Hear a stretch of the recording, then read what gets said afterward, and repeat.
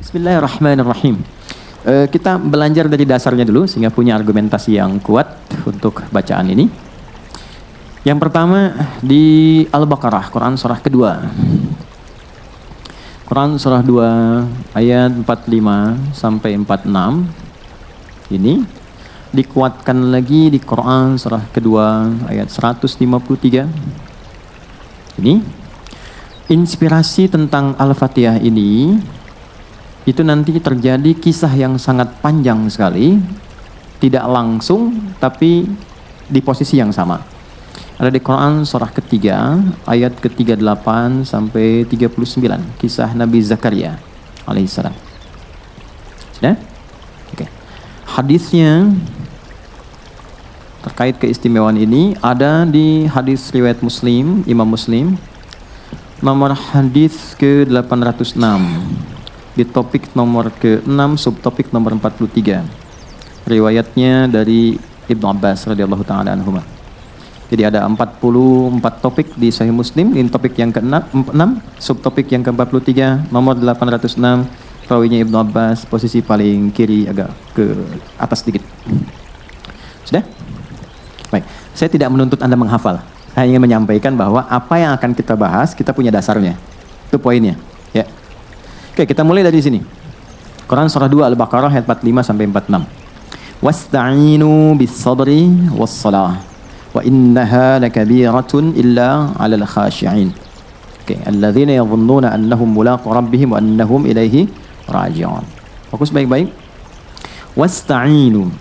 Kalau Anda sedang diuji dengan persoalan apapun itu.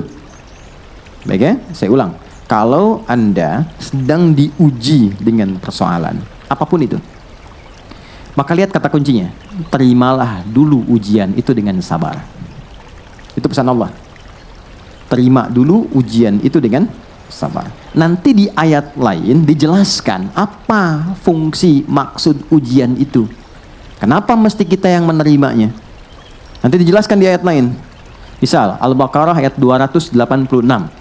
Ya, ini rumus. La yukallifullahu nafsan illa wus'aha. Yang pertama, Allah jelaskan, saya tidak akan pernah menguji hambaku kecuali dia punya kemampuan menjalaninya. Dan itu secara psikologi, motivasi yang sangat luar biasa. Jadi kalau saya diuji, rasakan, memang saya yang mampu. Gitu. Jadi kalau Anda diuji, memang cuma Anda yang mampu, yang lain nggak mampu. Kalau Anda nggak mampu, nggak mungkin diberi ujian. Itu sifat keadilan Allah. Di apapun yang sedang kita alami, di kantor, di rumah, di kehidupan kita pribadi, kalau sedang merasakan ada masalah, yakinkan dan bersyukurlah karena Anda yang terpilih mendapat amanah Allah, bukan orang lain. Ketika Anda dipilih bukan saya, artinya Adi Hidayat nggak mampu, Anda yang mampu. Banggalah dengan itu. Lalu Allah jelaskan di ayat lain, saya menguji engkau untuk meningkatkan kualitas hidupmu. Jadi masalah itu diberikan bukan untuk menjadikan hidup kita bermasalah, tapi memang fitrah hidup itu harus mendapat masalah dan ujian untuk meningkatkan kualitas hidup. Kalau nggak diuji, nggak mungkin kelihatan kualitasnya. Bagaimana anak SD bisa dikatakan layak masuk SMP? Dia harus diuji. Begitu lulus, oh ini cocok. Dia bisa siap menerima materi-materi di SMP. Lewat ujian masuk SMP.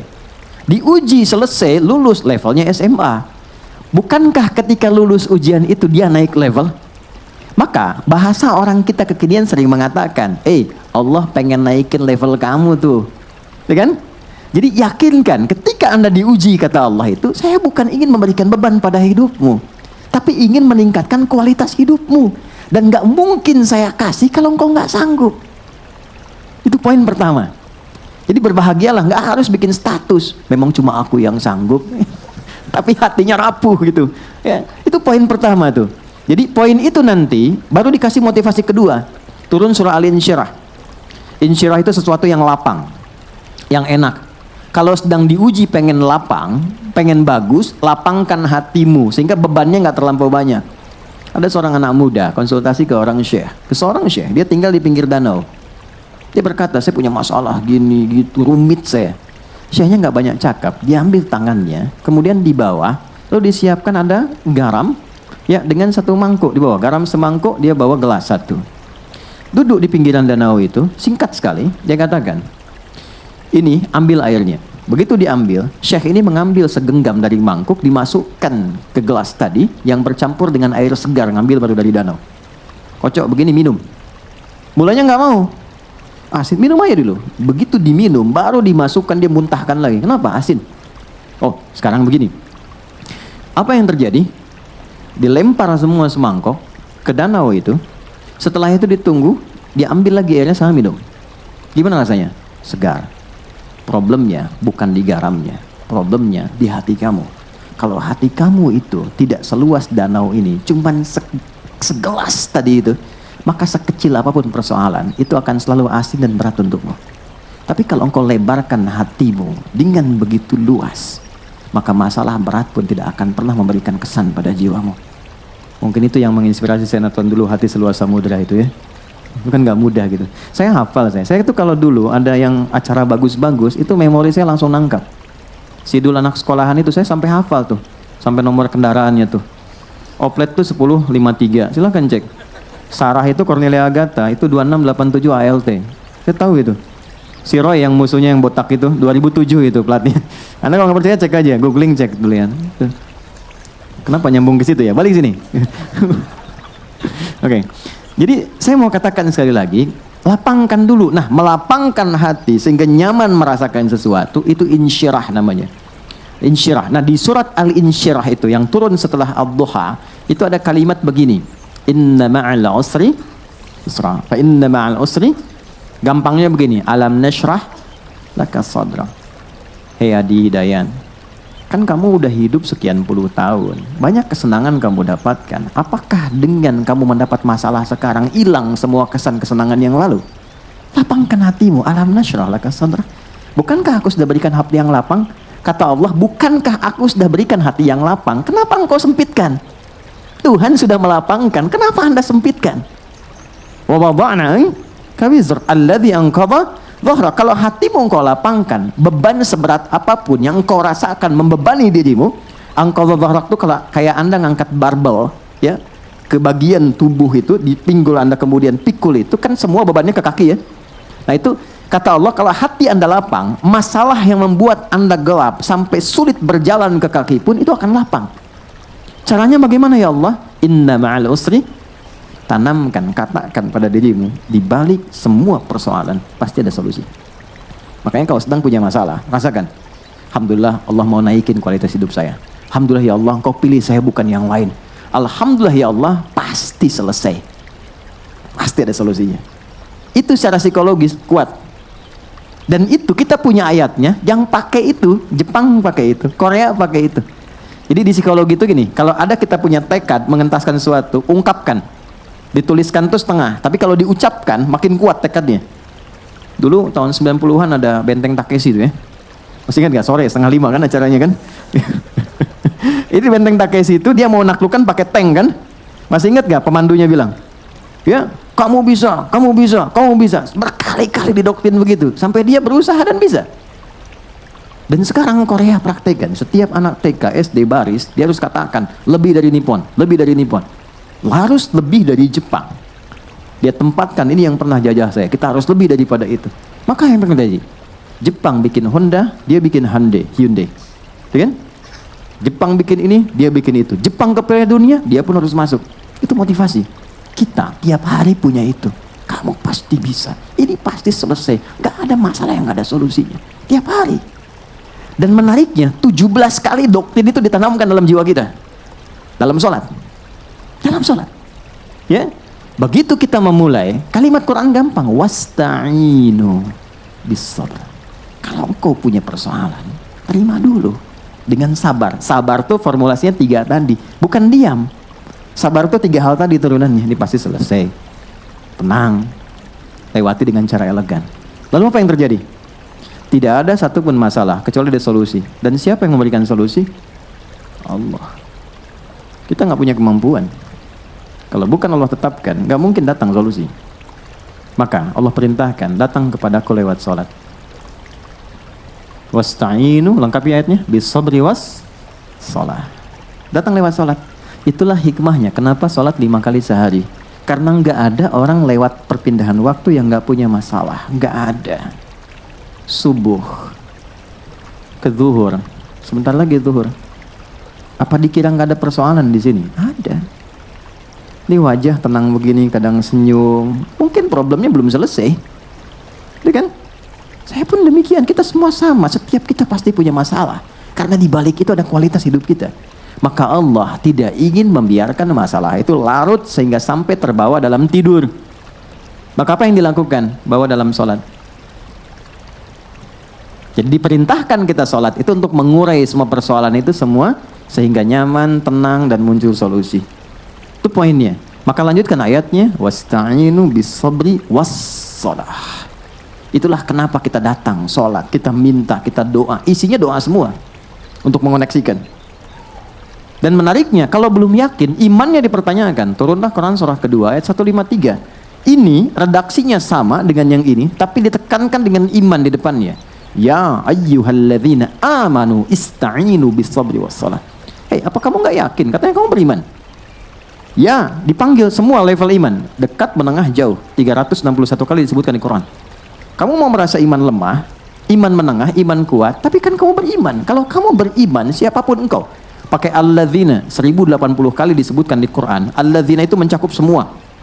Lintas gender, mau laki-laki, perempuan, besar, kecil, tua, muda. Sepanjang kau beriman, kamu harus yakin, kata Allah. Aku perintahkan sholat, sifatnya memaksa. Untuk apa? Meningkatkan kualitas hidup, mengurai bebanmu. Kalau kamu nggak pengen, itu pilihan kamu, terserah. Kan? Allah nggak paksa. Tapi dengan rahmannya, Allah bertanggung jawab dengan sifat rahman dan rahimnya, memastikan hambanya itu mendapat bagian keadilannya. Panggil. Nah, dalam sholat inilah diberikan kepada kita anugerah untuk membuka dan mengurai semua hal yang kita rasakan sulit. Itulah yang menjadikan semua nabi, rasul, bahkan semua sholat. Anda boleh cek. Ya, kita ambil di Quran saja misalnya. Nabi Musa ketika kesulitan sholat. Ada sholat di Quran surah 20 Taha ayat ke-14. Innani anallahu la ilaha illa ana fa'budni wa aqimis salata lidzikri. Musa sholat. Nabi Isa, Yesus, Mesiah, itu sholat. Quran surah 19 Maryam ayat 31 sampai 33. Wa awsani bis shalah wa ja'alani mubarakan aina ma kuntu wa awsani bis shalah. Allah perintahkan aku sholat. Nabi Ismail, kakek buyutnya Nabi yang ke-29, itu sholat, bahkan minta semua keluarganya sholat. Direkam sempurna di Quran surah ke-19 ayat ke-55. Wa kana ya'muru ahlahu bis shalah. Jadi kalau kita mau urutkan, apalagi sampai ke Nabi Muhammad SAW, sampai ke Nabi Adam, semua sholat, teman-teman.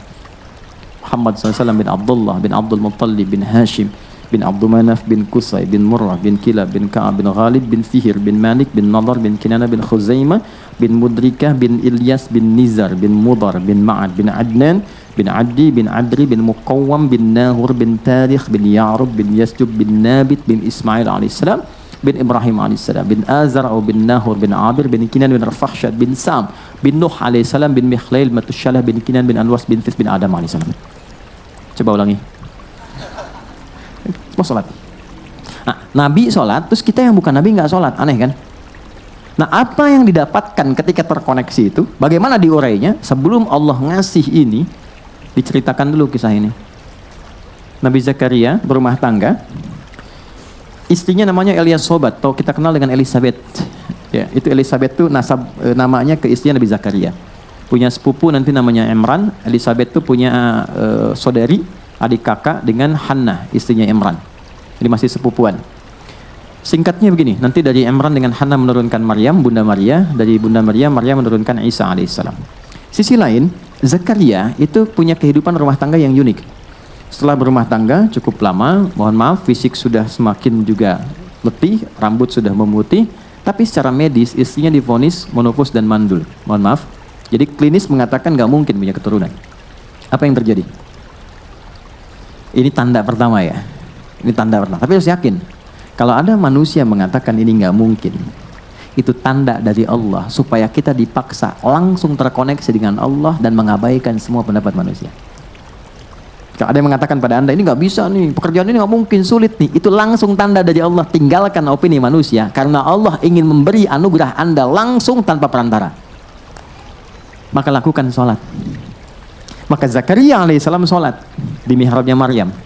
Direkam sempurna di Quran surah 3 Ali Imran di ayat ke-38 sampai 39. Hunalika da'a Zakaria rabbah. Di mihrab itulah Nabi Zakaria sholat minta kepada Allah, berdoa. Qala rabbi habli min ladunka dzurriyyatan thayyibah innaka sami'ud du'a. Beliau berkata, ya Allah, semua mengatakan istriku tak akan punya keturunan. Dia memvonis, mereka memvonis ini nggak mungkin, mustahil. Maka aku memohon saja kepadamu yang tidak punya batas dalam pemberian. Sifat Allah yang memberi tanpa batas disebut Wahhab. Cara memintanya hab. Makanya 99 nama itu bukan hafalan, tapi semua nama Allah terkait dengan anugerah untuk kita dalam mengentaskan masalah. Masalahnya rezeki, sebut ya Allah ya Razzaq. Masalahnya ilmu, ya Allah ya Alim. Ingin solusi, ya Allah ya Fattah. Ini pengen pemberian yang tanpa batas, ya Allah ya Wahhab. Ya, habli min ladunka, darimu saja, karena orang sudah mengatakan gak mungkin. Ya, dzurriyyatan thayyibah, keturunan terbaik, innaka sami'ud du'a. Engkau pasti mendengar doa saya. Kalau kepada yang maha mendengar tak terkabulkan, tunjukkan kepadaku kepada siapa lagi saya mesti minta. Itu nggak tunggu lama. Beliau itu masih berdiri, teman-teman. Begini. Ya. Teman-teman kalau lihat risalah orang Yahudi itu nggak ada masalah masuk masjid. Karena mereka sebenarnya punya keyakinan yang sama, Tuhannya satu. Cuman nggak mengakui Rasulullah sebagai nabi. Itu aja poinnya, persoalannya itu. Tapi dia nggak ada masalah masuk masjid. Makanya di masjid pun kalau masuk, dia masih mempertahankan cara sholat dia di masa lampau. Dia nggak ada sujud. Cuman berdiri begini, nanti bangun lagi. Gitu ya. Nah itu nasabnya ada. Tapi problemnya tetap ketika Nabi Muhammad itu diutus, itu penyempurna, semua mesti ikut. Karena menyempurnakan, ini ditolak. Itulah sebabnya, padahal yang mengharapkan Nabi Muhammad lahir itu dulu yang minta orang Yahudi. Kita ada di Al-Baqarah di ayat yang ke-89. Itu mereka berharap. Tapi ketika dikirimkan, mereka pengennya dari genealogi mereka. Ini garisnya harus dari Ishak. Ternyata datangnya dari garis Nabi Ismail. Maka karena iri dan tidak punya keinginan untuk menerima, ditolaklah itu. Itu problemnya. Tapi yang mau saya katakan, dari dulu diajarkan tentang sholat. Nabi Zakaria itu masih berdiri minta. Doa tadi itu saat berdiri. Dan dalam keadaan sholat. Begitu dahsyatnya sholat. Begitu selesai doanya, belum selesai sholatnya, turun jawaban. Ayat 39-nya. Fanadathul malaikatu wa huwa qaimun yusalli fil mihrab. Maka belum selesai sholatnya, baru selesai doanya, turun malaikat, sedangkan Zakaria itu masih berdiri dalam sholatnya. Annallaha yubashshiruka bi Yahya. Allah kasih kabar gembira, kata malaikat, engkau akan punya keturunan, namanya langsung dari Allah Yahya. Yang kata orang mustahil lahir dari rahim seorang perempuan yang divonis monopos dan mandul, kata Allah nggak ada yang mustahil bagiku. Jadi dan hidup dia. Yahya itu hidup artinya. Jadi dan hidup. Kapan terjadi? Saat berdiri dalam sholat. Jadi sholat itu penting, mengurai persoalan, mengabulkan doa, dan berkahnya kita menjadi umat Nabi Muhammad. Dahsyat nabinya, istimewa, ibadahnya luar biasa. Kalau Nabi Zakaria berdoa langsung dikabul, kita umat Nabi Muhammad belum sholat, sudah Allah tunggu mau minta apa. Dan sejak berdiri. Makanya nggak ada satupun sahabat ingin mengerjakan sesuatu kecuali ketika mereka sholat dapat jawaban. Imam Al-Bukhari tadi nulis Sahih Al-Bukhari 7.000 hadis kurang lebih, 97 topik. Itu ditulisnya, setiap nulis satu sholat dulu. Ditulis di Masjidil Haram di Mekah, selesai di Masjid Nabawi selama 16 tahun. Setiap mau nulis, sholat 2 rakaat baru nulis, sholat baru nulis. Dan ulama-ulama hebat kita, Al-Kindi, Al-Farabi, Al-Ghazali, Al-Khawarizmi, Al-Battani, itu rata-rata sholatnya itu luar biasa. Yang saya mau katakan, perhatikan baik-baik, ini poinnya. Apa anugerah bagi umat Nabi Muhammad? Teman-teman, Nabi Zakaria tadi dikabulkan dalam sholatnya posisinya apa? Berdiri. Kita dipanggil oleh Allah sejak masih berdiri, datang, diminta, kamu punya masalah? Terima dengan sabar. Lalu datang sholat kepadaku. Wasta'inu, kalimatnya. Ta'inu. Wasta'inu. Terimalah dulu masalah, terus minta kepadaku, minta. Kalau kita ingin rubah, ya Allah, kami minta sekarang kepadamu. Engkau perintahkan kami ibadah, sholat, kami lakukan. Dan sekarang kami minta, kami minta, itu robah katanya dari kata perintah jadi bentuk permohonan. Jadi nasta'in. Jadi itu perintah Allah, ini jawaban kita, nasta'in. Nasta'in. Nasta'inu. Kalau kita katakan, ya Allah engkau perintahkan, sekarang kami minta kepadamu, hanya kepadamu. Seperti engkau perintahkan, maka tambahkan kata iyyaka di depannya. Iyyaka nasta'in. Allah minta kan? Wassalah, salat, ibadah kepadaku. Lalu kita katakan, kami ingin ibadah ya Allah, kami menyembahmu. Maka robah kalimatnya menjadi na'bud. Dan tambahkan iyyaka di depannya. Iyyaka na'budu wa iyyaka nas. Saya tanya, kita membaca itu enggak dalam salat? Baca kan? Dalam ruku atau sujud? Dalam berdiri. Bukan ruku dan sujud, dalam berdiri. Dan itu dibaca dalam Al-Fatihah. Tahukah Anda apa hadis tentang ini? Silahkan cek. Kita akan temukan hadis sahih dari sahabat Abu Hurairah. Lihat kalimatnya, lihat baik-baik. Idza qala al-'abdu, kalau seorang hamba sholat, itu bukan kalimat hampa yang dia bacakan. Begitu dia mengucapkan alhamdulillahi rabbil alamin, qala Allahu azza wa jalla, ternyata kalimat kita langsung dijawab oleh Allah. Hamadani abdi, hambaku sedang memujiku. Wa idza qala al-'abdu ar-rahmanir rahim, kalau hambaku berkata ar-rahmanir rahim, qala Allahu azza wa jalla, Allah menjawab hambaku sedang memujiku. Asna alayya abdi. Ketika hamba berkata maliki yaumiddin, Allah menjawab majjadani abdi, hambaku sedang mengagungkanku. Perhatikan kalimatnya. Ini kuncinya. Wa idza qala al-'abdu iyyaka na'budu wa iyyaka nasta'in. Kalau hambaku benar salatnya dari mulai takbir sampai ke kalimat ini, iyyaka na'budu wa iyyaka nasta'in. Lihat kalimatnya. Hadza baini wa baina 'abdi. Ini perjanjian aku dengan hambaku. Wali 'abdi ma sa'al. Apapun yang hambaku minta sekarang untuk mengurai hajatnya, sepanjang itu maslahat untuknya, aku kabulkan saat ini juga. Al-Fatihah. Jadi ini dahsyat teman-teman. Bukan formalitas. Makanya Al-Fatihah itu dibikin gampang sekali untuk umat Islam. Mau orang Arab, yang non-Arab, ini paling gampang. Ini. Karena saat diminta baca, itu bukan sekedar formalitas rukun sholat, bukan. Di balik itu ada anugerah yang besar. Dan dahsyatnya ini hanya diberikan pada umatnya Nabi Muhammad SAW, tidak pada yang lain. Keterangannya ada di hadis Muslim, nomor hadis 806. Rawinya Ibnu Abbas, subtopik nomor 43, topik nomor 6.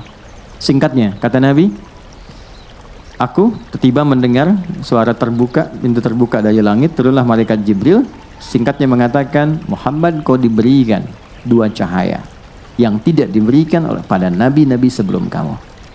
Dua cahaya itu adalah dua ayat terakhir surah Al-Baqarah, ayat 285 dan 286, serta Al-Fatihah.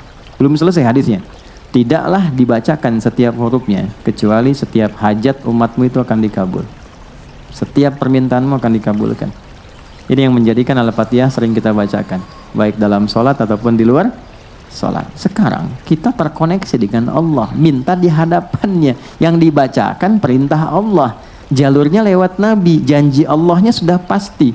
Problemnya, kenapa yang kita minta kadang belum terkabul? Harusnya otomatis.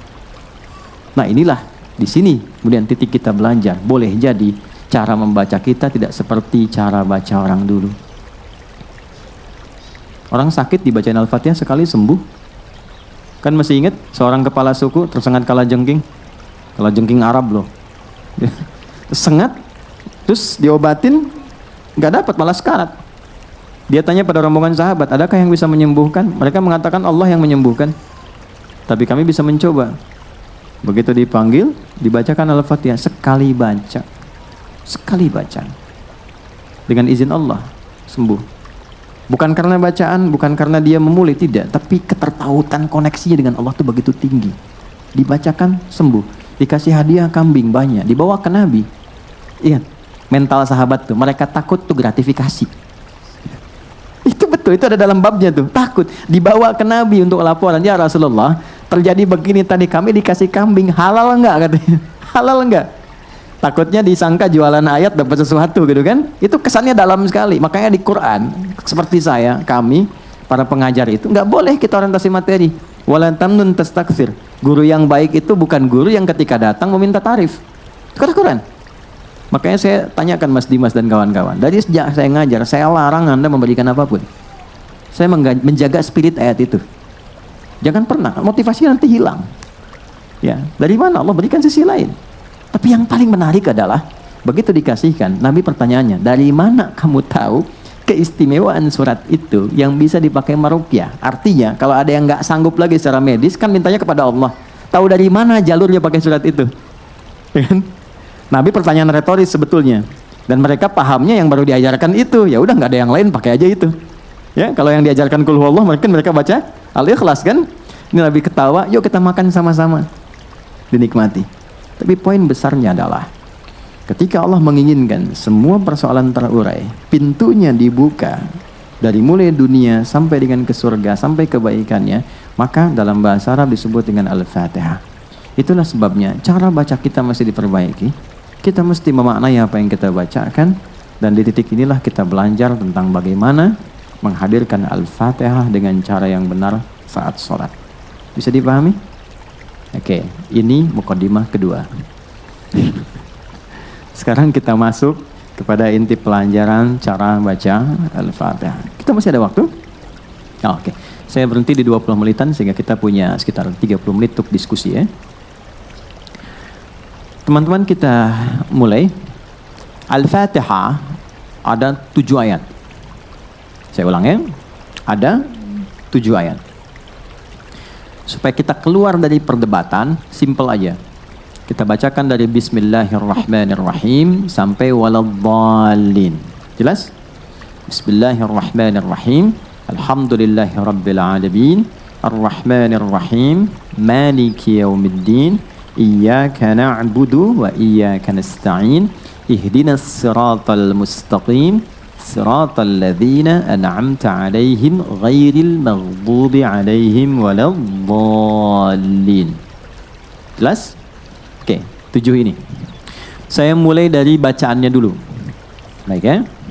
Kita mulai dari ayat pertama. Kita ambil keberkahannya yang baik. Teman-teman boleh ikuti supaya setidaknya kita pernah membacakan itu di tempat ini. Dan mudah-mudahan jadi saksi kebaikan untuk kita semua. Bismillahirrahmanirrahim. Oke. Saya notis satu saja. Baca Quran itu tidak dituntut irama. Yang penting benar bacanya. Tapi nanti mu'jizatnya, setiap kita itu seakan punya kode identitas sendiri. Jadi kalau kita sudah paham cara bacanya, nanti setiap orang punya irama sendiri yang khas untuk dirinya. Itu yang membedakan Quran dengan irama-irama musik. Ya, musik ada notasi kan? C D E F G A B C G A B C D F G D F G A B C D A B C D F G A F G A B C D E B C D F G A S B F G A S B F G A S B F G A S B. Betul ya Mas Arman ya? Kurang lebih lah begitu gitu. Tapi saya nggak hafal main, cuma saya riset gitu ya. Yaitu dari da, ra, mim, fa, sod, lam, sin, dal, da, re, mi, fa, sol, la, si, do. Diambilnya dari rumus bahar. Di zaman jahiliyah ada 16 rumus notasinya, disebut dengan bahar namanya. Nanti di ilmu arud adanya. Tawil, tawilun lahudunal bukhuri, fadailu, fa'ulun, mafa'ilun, fa'ulun, mafa'ilu. Kifa, nabki, min dhikra habibin, wa manzili, bisaqtili, wa baina dakhuli, fahawmali. Rajas, mustaf'ilun, mustaf'ilun, mustaf'ilun, mustaf'ilun, mustaf'ilun, mustaf'ilun.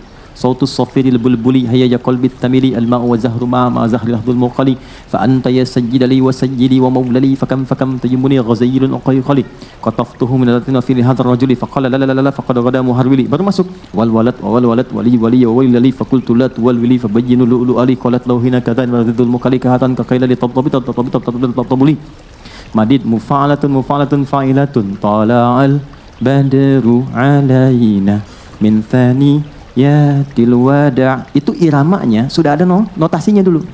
Itu yang diserap di era Islam diganti jadi nazam.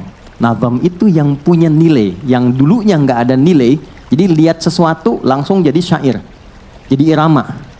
Ada khayal, imajinasi. Di Islam beda, mesti ada value-nya.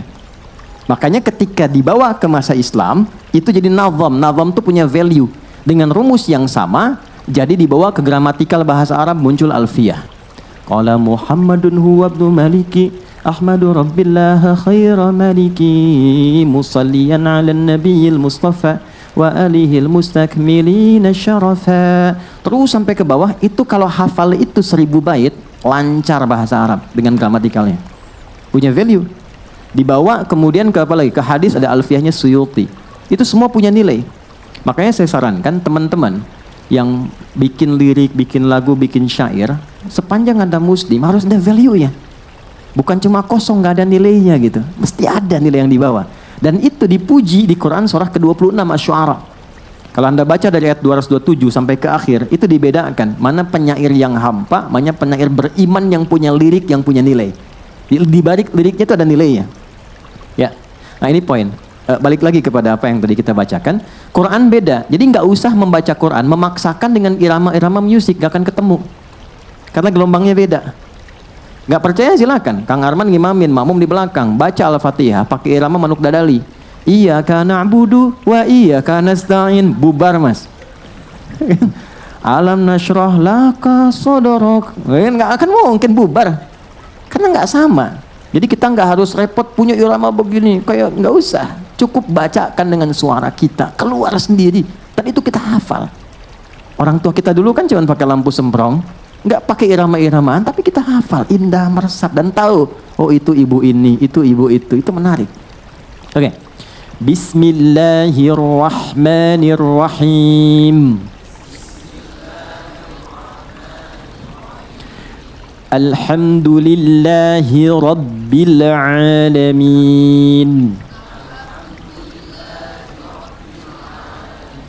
Oke, ada ain, alamin.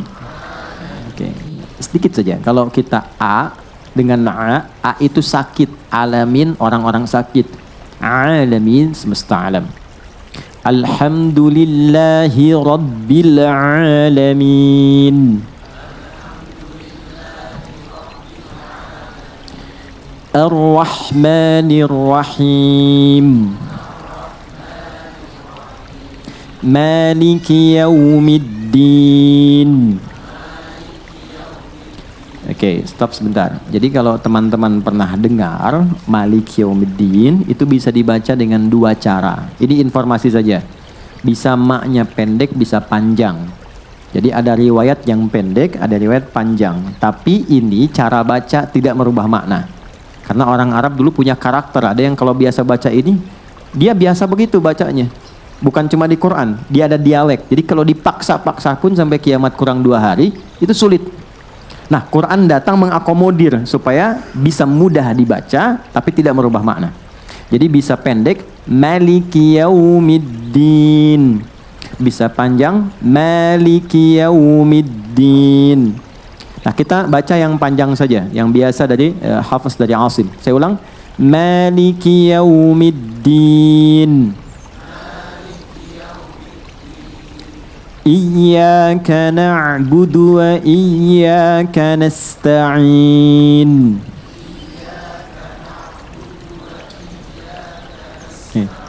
Bukan iya tapi iya Iyyaka na'budu wa iyyaka nasta'in.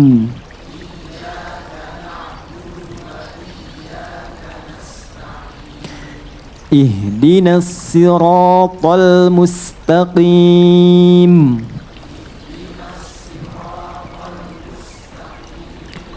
Ihdinas siratal mustaqim. Siratal ladzina an'amta 'alaihim ghairil maghdubi 'alaihim.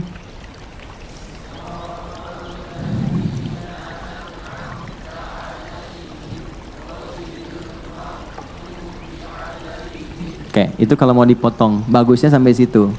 Karena nanti suka ada yang baca begini. Siratal ladzina an'amta 'alaihim. Ada yang suka kan? Ghairil maghdubi 'alaihim waladdallin. Bagus bacaannya, cuma secara wakaf kalau mau tepat itu ada saja namanya. Jadi im ketemu him. Berhentinya lebih bagus. Dan secara nahu gramatika lebih benar. Siratal ladzina an'amta 'alaihim ghairil maghdubi 'alaihim. Kalau mau berhenti. Kalau kita nafasnya cukup panjang, disatukan bagus. Siratal ladzina an'amta 'alaihim ghairil maghdubi 'alaihim waladdallin. Oke, sekarang kita satukan dulu. Siratal ladzina an'amta 'alaihim ghairil maghdubi 'alaihim waladdallin. Amin. Baik. Yuk, itu bacaannya. Nanti teman-teman bisa putar lagi, orang bisa lihat. Yang ingin saya ajarkan yang mahalnya. Ini. Mana tadi ya?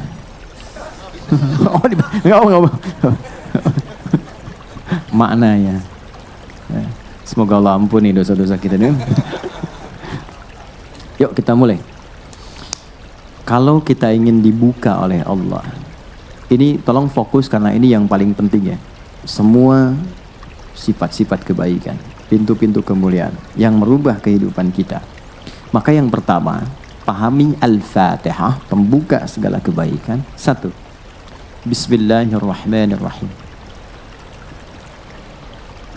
Saya agak cepat. Mas Baim rata-rata berapa ya kita kalau ngaji hadir? Mas Dimas? 20-an ya? Saya pernah kirim mushaf nggak ya?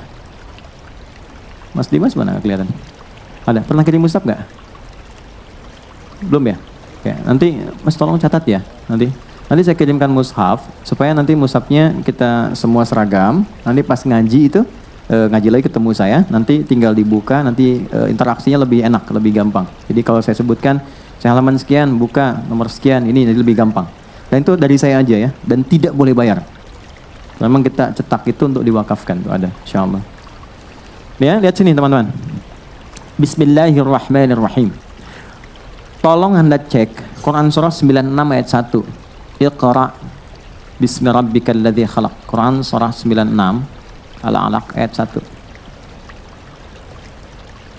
Masih ingat wahyu pertama yang turun pada Rasulullah apa? Bukan Iqra. Jangan maksa. Iqra. Oke. Yang turun pada Nabi itu bukan Iqra. Yang pertama turun pada Nabi itu Iqra bismi rabbikal ladzi khalaq. Karena ketika turunnya Iqra, Nabi menjawab apa? Ma ana biqari, saya nggak bisa baca. Tapi Allah turunkan langsung Iqra. Gini. Bismi rabbikal ladzi khalaq.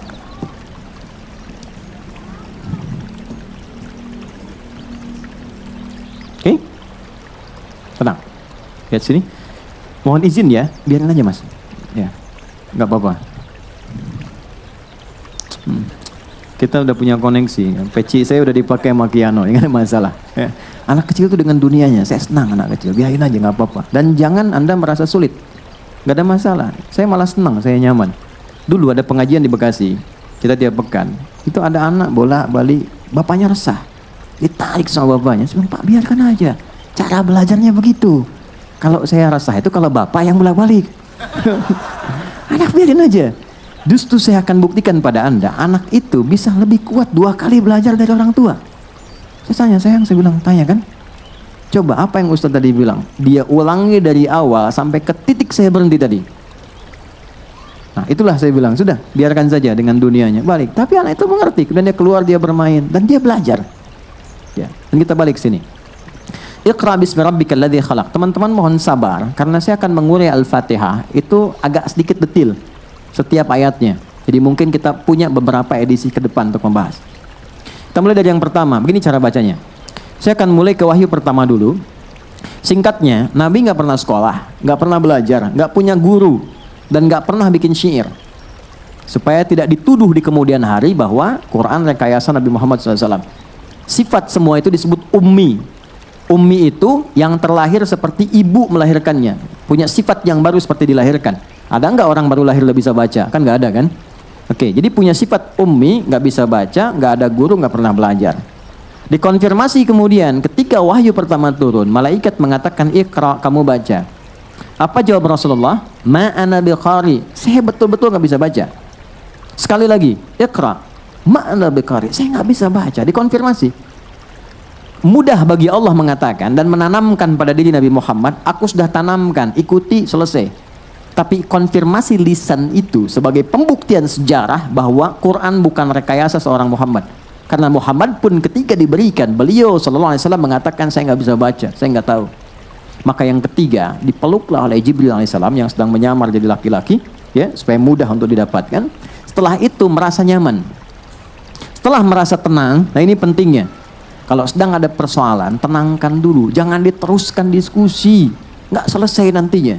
Tenang, nyaman dulu, peluk dulu anak itu, sayangi dulu, baru bicara. Kalau sudah seperti itu, bahasa hati yang keluar. Sentuhlah ia tepat di hatinya, maka ia akan jadi milik untuk selamanya. Gitu ya Mas. Saya tahu 11 Januari pintu surga, saya tahu itu. Ya, saya riset beberapa hal. Balik ke sini. Iqra. Tapi setelah itu apa? Bismi rabbikal ladzi khalaq. Allah mengatakan Muhammad, baca bukan karena engkau tidak punya guru yang mengajarkan engkau baca, engkau tidak pernah masuk sekolah, engkau tidak pernah belajar ini dan itu. Lakukan karena Allah yang merawatmu, menciptakan kamu aja begitu mudah, memberikan kebutuhanmu, apalagi cuma sekedar menanamkan kepada dirimu kemampuan untuk mengikuti bacaan. Biarkan Jibril yang bacakan, Allah yang tanamkan kepada jiwamu kemudahan menangkap bacaan itu. Lakukan poinnya karena Allah. Yang mau saya highlight itu ini, lihat sini, Iqra bismi, itu ada alifnya. Teman-teman silahkan cek, begini tulisannya. Tapi di Bismillahirrahmanirrahim nggak ada alifnya. Begini tulisannya.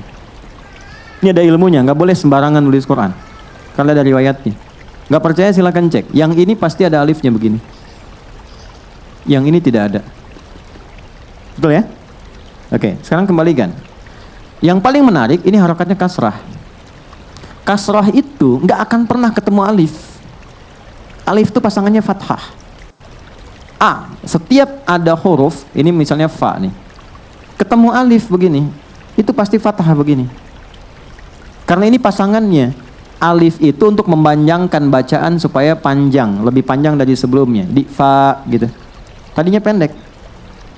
Jadi ada alif untuk memanjangkan bacaan, ya untuk melembutkan harakat, u untuk menggemakkan. Banyak sifatnya. Ada rumusnya, ada hikmahnya. Nah ini menariknya, kenapa ini panjang harokatnya masih kasrah? Kalau semua dikerjakan karena Allah, yang membuat yang kompleks saja begitu mudah, apalagi hanya menjadikan yang kita rasakan panjang, berliku, berat, penat, untuk Allah ringankan, bahkan Allah hilangkan sampai kasrah, jatuh ke bawah dan pecah. Kasrah itu dari kasrah, sesuatu yang pecah, jatuh, hilang. Sehebat apapun kita meraih sesuatu, pada akhirnya akan jatuh, pecah, lembut, hilang, kecil, khafal.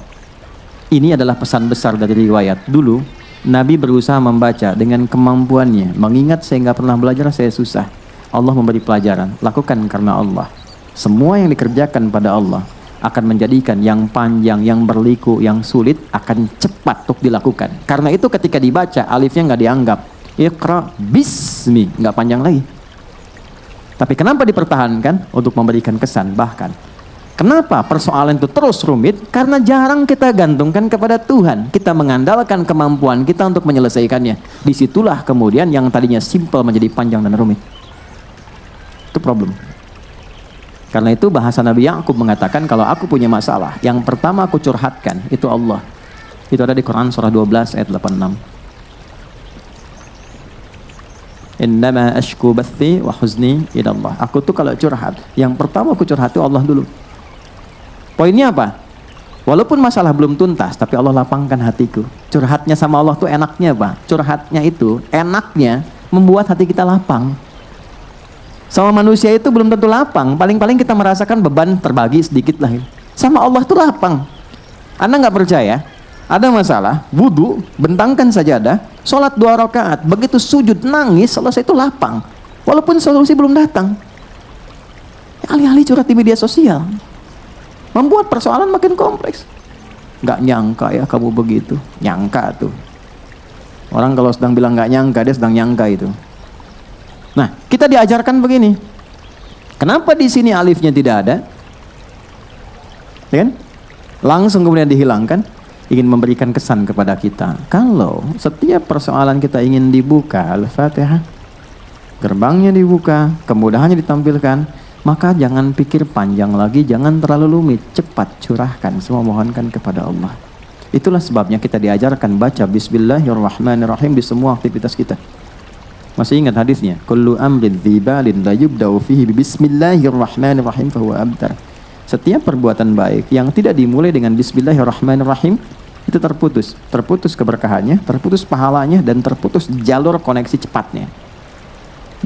Tapi ingat, Nabi katakan perbuatan baik, karena kalimat ini kalimat terbaik yang akan sulit diucapkan pada perbuatan yang kotor. Makanya ketika dipaksakan jadi kontroversi yang merendahkan pelakunya. Gak ada orang minum bir pakai Bismillahirrahmanirrahim. Makanya kalau mau coba bikin konten dengan kata-kata baik pada hal yang kotor, pasti akan merendahkan dirinya. Yang akan diterima hanya celaan, cacian, keburukan, dan sebagainya. Karena baik tempatkan pada yang baik, yang kotor kita jauhi. Ini poinnya. Nah, yang lebih besarnya adalah ba, saya rinci. Ba itu ada 14 fungsinya dalam bahasa Arab. Ada kitab bagus sekali buku, judulnya Mughnil Labib an Kutubil A'arib. Ya, itu dia menguraikan semua makna huruf dari alif sampai ya. Ba itu ada 14. Ada orang kita ikut PhD di Timur Tengah. Dia cuman bahas huruf ba. Di surat Al-Maidah ayat ke-6 tentang wudu saat basuh kepala itu pakai ba, wamsahu biruusikum. Kok ada ba? Yang lainnya nggak pakai ba. Itu baru bahas huruf ba 1 dapat doktor. Anda yang belum silahkan, ada ta, ada fa, ada jim sampai ya tuh. Ini 14. Nah, 14 ini yang sesuai dengan ini apa? 1, ada namanya musahabah, al-musahabah. Ada namanya al-ilsaq. Ada namanya ghayah. Cepat saja. Saya mulai dari bawah dulu paling gampang. Ghayah itu tujuan. Lakukan semua kegiatan yang baik itu tujuannya untuk mendapat ridha Allah, supaya Allah suka. Tarik perhatian Allah. Begitu kita dapat perhatian Allah, Allah buka semua akses. Anda dapat perhatian pemimpin, ya, dapat perhatian bos, dapat perhatiannya, semua dibuka kan aksesnya. Kita dapat perhatian Allah, itu semua dibuka kemudahannya. Maka huruf ba di kalimat Bismillahirrahmanirrahim mengajarkan jika mengerjakan segala apapun, maka tempatkan tujuan utama itu untuk mendapatkan ridha Allah. Karena Allah. Bismillah, aku mengerjakan perbuatan ini supaya Allah ridha. Kalau sudah Allah ridha, maka dengan rahmannya Allah buka pintu kemudahan dunia, dengan rahimnya dijadikan itu berpahala yang memudahkan saya ke surga. Itu poinnya. Contoh, saya mau makan, mau minum. Nabi ajarkan, khudh biyaminika ma yalik. Kalau Anda mau makan, mau minum, ambil yang terdekat. Jangan yang paling jauh. Karena itu orang tua kalau nata makanan itu usahakan mengenali orang-orang di rumah, tempatkan yang paling disukainya dekat dengannya. Anak pertama suka ayam, ayamnya goreng, tempatkan dengan dia, dekatkan. Yang satu suka tempe, dekatkan. Jadi nanti ketika mengambil paling gampang. Yang repot kalau tertukar, repot ketika melampaui adabnya dipandang kurang elok dalam Islam. Saya punya teman dari Pakistan sama India. Kan di Timur Tengah itu makan pakai nampan. Itu ayamnya ngumpul di bagian India. Pakistan nggak ada. Ini nyata cerita.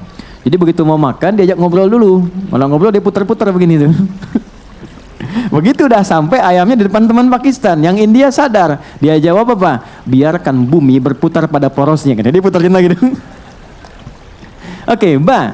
Bismillahirrahmanirrahim. Makna kata ba di Bismillahirrahmanirrahim, fokus, adalah saya ingin minum ini untuk mendapatkan ridha Allah. Maka ketika seseorang mengatakan bismillah dan dia minum, dia nggak mungkin menyentuh minuman yang Allah nggak sukai. Karena di situ ada fungsi apa? Musahabah. Musahabah itu merasa diawasi, dilihat. Jadi kalau Anda ingin benar, ingin hasilnya berkah, ingin bagus, rasakan ketika beraktivitas sedang dilihat Allah. Itu mahal, itu cuma di huruf ba. Anda bekerja karena apa? Saya tanya nih pada teman-teman yang laki-laki ya, Anda mencintai istri dan keluarga itu karena sayang atau karena Allah? Susah ya. Susah kan? Ketika Anda tempatkan cinta itu di dalam satu bejana rahmatnya Allah, supaya Allah ridha, maka itu yang mendatangkan samara, sakinah, mawadah, dan rahmah. Tapi kalau Anda hanya tempatkan pada ikhtiar Anda, jalannya berliku teman-teman, berliku. Makanya samara di Quran dibukanya pakai ayat. Coba di Quran surah ke-30 ayat 21, itu ayat dulu baru samara. Wa min ayatihi, ayat, an khalaqalakum min anfusikum azwaja litaskunu ilaiha, sakinah, wa ja'ala bainakum mawaddah wa rahmah. Kalau kita menempatkan pasangan sebagai titipan Allah dan mencintainya karena Allah, lalu kita ikuti apa yang Allah inginkan untuknya, itu demi Allah dipermudah jalannya, permudah. Dan didahulukan sakinah, karena fungsi rumah tangga itu bukan kemewahan, tujuan utamanya bukan dapat kemewahan, yang paling dasar itu kebahagiaan. Kata Quran itu, maaf ya, salah kalau orang nikah itu hanya ingin mendapatkan materi. Materi itu betul penunjang, perhatian itu penunjang, tapi tujuan pokoknya kedamaian. Supaya ingin tenang, peace, damai, enak, tenang, bahagia. Antum pilih deh, kaya tapi gelisah atau miskin tapi tenang. Nggak ada pilihan ketiga, nggak usah maksa. Kaya tapi gelisah atau miskin tapi tenang. Mau miskin susah ngucap gitu kan. Oke, kaya tapi tenang, karena itu sakinah didahulukan. Nah, Bismillahirrahmanirrahim itu membuka semua gerbang kemuliaan tadi. Maka dari itu, orang-orang yang lekat dengan ini, nggak mungkin dia baca Bismillahirrahmanirrahim 17 kali melakukan maksiat, nggak mungkin. Kalau benar macanya. Makanya ketika mengucapkan huruf ba, Bismillah, rasakan kita diawasi Allah. Itu poinnya. Nah, ketika seseorang membaca dengan benar dengan huruf ba itu, maka muncullah ismun. Ismun itu disebut dari nama, asalnya dari kata sumuwun, sesuatu yang tinggi. Makanya beri nama seseorang itu dengan baik supaya dia dihormati, ditinggikan dalam kehidupan sosialnya. Wasmun wa fi'lun thumma harfun lil kalim wahiduhu kalimatun wal qawlu am wa kalimatun biha kalamun qad yu'am. Ada 3 hal manusia dinilai dalam kehidupannya. Satu dengan namanya, beri nama yang bagus supaya dia terhormat. Ya. Anda boleh punya hobi, tapi lihat hobinya itu ketika diberikan dengan nama kepada anak, mengangkat martabatnya enggak? Jangan sampai ketika hobi Anda A diberikan kepada anak, jadi dibully. Cari yang terbaik, itu ismun. Ditinggikan, tinggi itu sumu. Ketika Anda mendekatkan segala kegiatan karena Allah, tujuannya lillah, dan merasa diawasi oleh Allah, Anda mendapat tempat tinggi di hadapan Allah.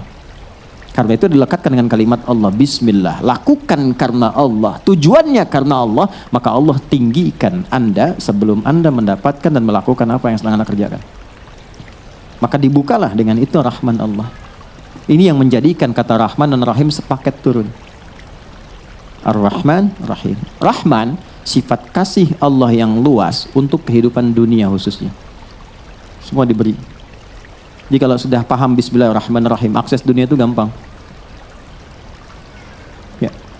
Rahim itu kasih Allah yang diberikan bagi hambanya yang lulus ujian dunia saat pulang ke akhirat. Ya. Pintu surga tuh ini nih, rahimnya Allah. Dunia rahmannya Allah. Dan itu mesti seimbang. Allah paling nggak suka ada orang ngejar akhirat lupa dunia, karena risalah kita di dunia. Dan Allah lebih nggak suka ada orang larut dalam dunia nggak ingat akhirat. Maka itu mesti ada keseimbangan porsinya. Itu yang sering kita katakan sapu jagat. Dunia akhirat seimbang.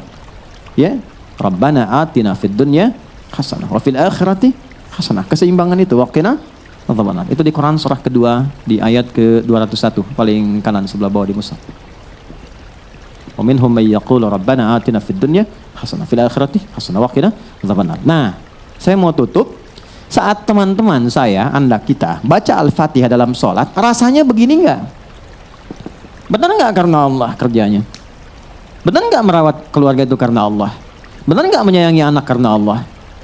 Kalau betul-betul karena Allah bukan karena cinta, dilihat enggak sholat dia? Kenal Allah enggak?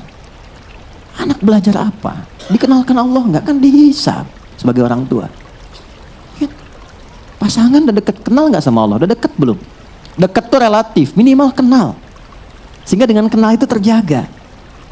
Maka kita ucapkan tiap hari dalam Al-Fatihah, Bismillahirrahmanirrahim. Kita bertekad, ya Allah kalau kurang, aku perbaiki nih, tutup yang kurang itu. Aku berjanji, setelah ini akan lebih baik.